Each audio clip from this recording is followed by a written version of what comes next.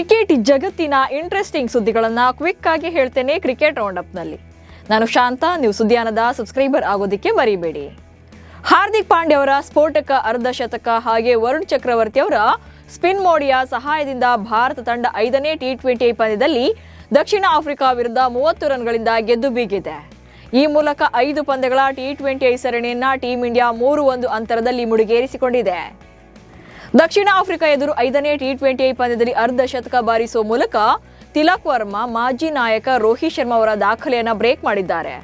73 ರನ್ಗಳನ್ನು ಬಾರಿಸುವ ಮೂಲಕ ತಿಲಕ್ ವರ್ಮಾ ದಕ್ಷಿಣ ಆಫ್ರಿಕಾ ವಿರುದ್ಧ ಟಿ20 ಕ್ರಿಕೆಟ್ನಲ್ಲಿ ಅತಿ ಹೆಚ್ಚು ರನ್ ಗಳಿಸಿದ ಭಾರತೀಯ ಬ್ಯಾಟ್ಸ್ಮನ್ ಎನಿಸಿಕೊಂಡಿದ್ದಾರೆ.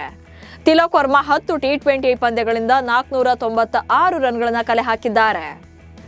ದಕ್ಷಿಣ ಆಫ್ರಿಕಾ ವಿರುದ್ಧದ 5ನೇ ಟಿ20 ಪಂದ್ಯದಲ್ಲಿ ಸ್ಫೋಟಕ 37 ರನ್ ಗಳಿಸುವ ಮೂಲಕ ಸಂಜು ಸ್ಯಾಮ್ಸನ್ 2 ದಾಖಲೆಗಳನ್ನು ಬರೆದಿದ್ದಾರೆ.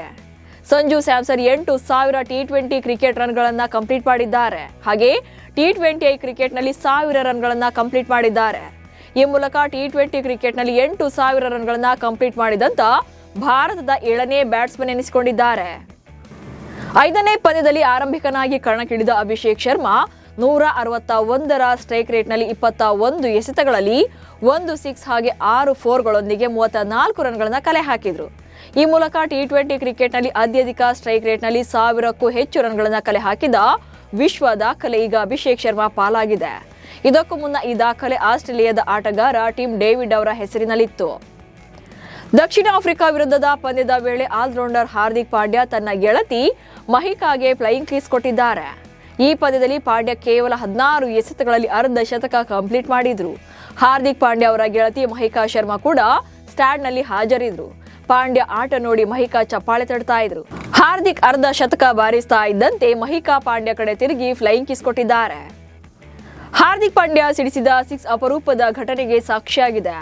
ಪಾಂಡ್ಯ ಬಾರಿಸಿದ 6 ಬೌಂಡ್ರಿ ಲೈನ್ ಪಕ್ಕ ಪಂದ್ಯವನ್ನ ಕವರ್ ಮಾಡ್ತಾ ಇದ್ದ ಕ್ಯಾಮರಾಮನ್ ಮೇಲೆ ಬಿದ್ದಿದೆ. ಕ್ಯಾಮರಾಮನ್ ಭುಜಕ್ಕೆ ಬಾಲ್ ಬಡಿದಿದ್ರಿಂದ ಪಾಂಡ್ಯ ಕ್ರೀಸ್ನಿಂದಲೇ ಆತನ ಬಗ್ಗೆ ವಿಚಾರಿಸಿಕೊಂಡು ಇನ್ನಿಂಗ್ಸ್ ಅನ್ನ ಮುಂದುವರಿಸಿದ್ರು. ಬಳಿಕ ಔಟ್ ಆದ ಬಳಿಕ ಕ್ಯಾಮರಾಮನ್ ಬಳಿ ಹೋಗಿ ಅವರನ್ನ ಅಪ್ಪಿಕೊಂಡು ಕ್ಷಮೆ ಕೇಳಿದ್ದಾರೆ. ಸೂರ್ಯಕುಮಾರ್ ಯಾದವ್ ದಕ್ಷಿಣ ಆಫ್ರಿಕಾ ವಿರುದ್ಧದ ಸರಣಿ ಗೆದ್ದ ಬಳಿಕ ಮಾತನಾಡಿ ತಪ್ಪೊಪ್ಪಿಕೊಂಡಿದ್ದಾರೆ. ಟಿ20ನಲ್ಲಿ ಸೂರ್ಯ ದಿ ಬ್ಯಾಟರ್ ಕಾಣಿಸದೇ ಇರೋದು ಒಂದೇ ಕೊರತೆ. ಅವನು ಎಲ್ಲೋ ಕಾಣೆಯಾಗಿದ್ದಾನೆ ಅಂತ ನನಗೂ ಕೂಡ ಅನಿಸ್ತಾ ಇದೆ. ಆದರೆ ಖಂಡಿತವಾಗೂ ಕೂಡ ಅವನು ಇನ್ನೂ ಬಲಿಷ್ಠನಾಗಿ ಕಂಬ್ಯಾಕ್ ಮಾಡಲಿದ್ದಾನೆ ಅಂತ ಆತ್ಮವಿಶ್ವಾಸ ವ್ಯಕ್ತಪಡಿಸಿದ್ದಾರೆ. ವಿಷಯ ಏನಂತಂದ್ರೆ ಕ್ಯಾಪ್ಟನ್ ಆಗಿದ್ರು ಕೂಡ ಈ ವರ್ಷ ಸೂರ್ಯಕುಮಾರ್ ಯಾದವ್ ಬ್ಯಾಟಿಂಗ್ ನಿಂದ ಒಂದೇ ಒಂದು ಅರ್ಧ ಶತಕ ಕೂಡ ಬಂದಿಲ್ಲ. ಸೊ ಅಲ್ಲಿಗೆ ಒಂದು ಅರ್ಧ ಶತಕವನ್ನು ಕೂಡ ಗಳಿಸದೆ ಈ ವರ್ಷ ಸೂರ್ಯ ಮುಳುಗಿದ್ದಾನೆ. 2026ರಲ್ಲಿ ನಡೆಯಲಿರುವಂತಹ ಟಿ20 ವಿಶ್ವಕಪ್ ಫೈಟ್ಗೆ ಭಾರತ ತಂಡವನ್ನು ಅನೌನ್ಸ್ ಮಾಡಲಾಗಿದೆ. ಸೂರ್ಯಕುಮಾರ್ ಯಾದವ್ ನಾಯಕರಾಗಿ ಆಯ್ಕೆಯಾಗಿದ್ದು ಅಭಿಷೇಕ್ ಶರ್ಮಾ, ಸಂಜು ಸ್ಯಾಮ್ಸನ್, ತಿಲಕ್ ವರ್ಮಾ, ಹಾರ್ದಿಕ್ ಪಾಂಡ್ಯ, ಶಿವಮ್ ದುಬೆ, ರಿಂಕು ಸಿಂಗ್, ಜಸ್ಪ್ರೀತ್ ಬುಮ್ರಾ, ಇಶಾನ್ ಕಿಶನ್ ಸೇರಿದಂತೆ 15 ಆಟಗಾರರು ಚಾನ್ಸ್ ಪಡೆದಿದ್ದಾರೆ. ಆದರೆ ಗಿಲ್ ಮತ್ತು ಜಿತೇಶ್ ಶರ್ಮಾರನ್ನ ತಂಡದಿಂದ ಕೈಬಿಡಲಾಗಿದೆ. ಭಾರತ ಅಂಡರ್-19 ತಂಡ 2025ರ ಏಷ್ಯಾ ಕಪ್ ಟೂರ್ನಿಯ ಫೈನಲ್ಗೆ ಅರ್ಹತೆ ಪಡೆದಿದೆ. ದುಬೈನಲ್ಲಿ ನಡೆದಿದ್ದಂತಹ ಸೆಮಿಫೈನಲ್ ಪಂದ್ಯದಲ್ಲಿ ಭಾರತ ಶ್ರೀಲಂಕಾವನ್ನ 8 ವಿಕೆಟ್ಗಳಿಂದ ಸೋಲಿಸಿದೆ. ಮಳೆಯಿಂದಾಗಿ ಪಂದ್ಯವನ್ನ ಪ್ರತಿ ತಂಡಕ್ಕೆ 20 ಓವರ್ಗಳಿಗೆ ಇಳಿಸಲಾಗಿತ್ತು. ಆದರೂ ಭಾರತ ಕಿರಿಯರ ತಂಡ ಸುಲಭವಾಗಿ ಗೆದ್ದುಕೊಂಡಿದೆ. ಮತ್ತೊಂದು ಸೆಮಿಫೈನಲ್ನಲ್ಲಿ ಪಾಕಿಸ್ತಾನ ಬಾಂಗ್ಲಾದೇಶ ತಂಡವನ್ನ ಮಣಿಸಿದ್ದು ಫೈನಲ್ ಪಂದ್ಯ ಭಾರತ ಮತ್ತು ಪಾಕಿಸ್ತಾನ ನಡುವೆ ನಡೆಯಲಿದೆ.